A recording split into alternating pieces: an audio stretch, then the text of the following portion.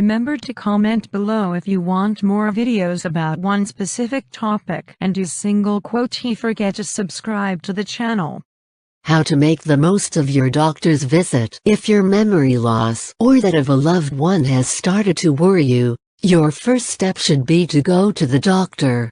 Early detection of any medical condition can often be the best way to get a good outcome. But before you go, there are a number of steps you can take to help you make the most of what can often be a short space of time for your doctor's visit. Here are some things to prepare before you go. 1.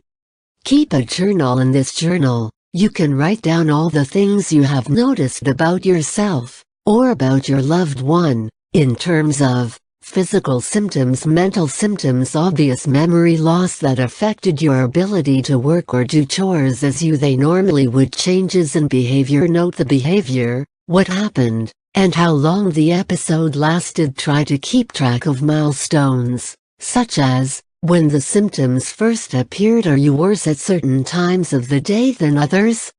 Can you spot any triggers, such as stress, lack of sleep, or a new medication? Note down, have the symptoms changed over time? In what ways?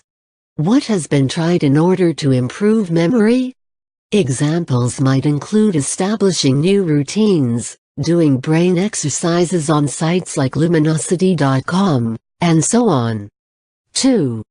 Make a list of current medications. Include both prescription and over-the-counter drugs, including vitamins, supplements, herbal remedies, patches such as for pain or stopping smoking, eye drops, antacids, and so on. List the name of the drug, the dosage, such as 25 mg, the frequency the pill is taken, such as twice a day, the doctor who prescribed it, why it was prescribed, how long it has been taken, any suspected side effects. You should be able to find all of the factual data on the bottle about the prescription drugs you take.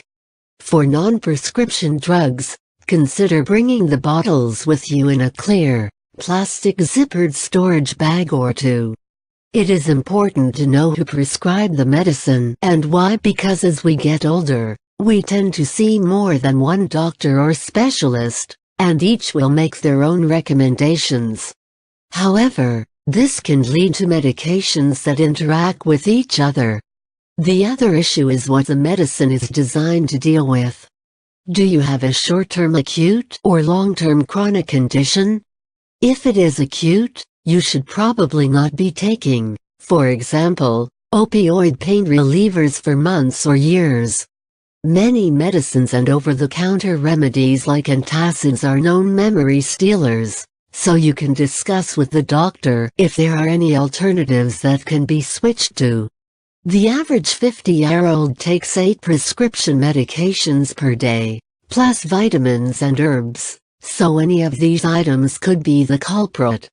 The trend in medicine these days is deprescribing, that is, taking people off many of the medicines they have been taking for years.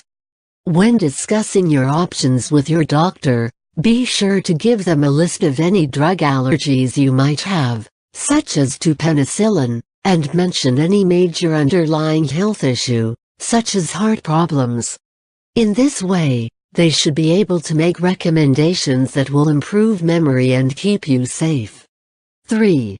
Bring a pen and paper or a notebook. It's always a good idea to take notes at an appointment about what was discussed and done, such as blood work and cognitive tests. You should also write down any follow-up steps. 4. Take another person with you. Another person can lend moral support and pick up on things you might miss. They can also act as a scribe, using the pen and paper to make notes so you can concentrate on interacting with the doctor. Then you can review the notes together after.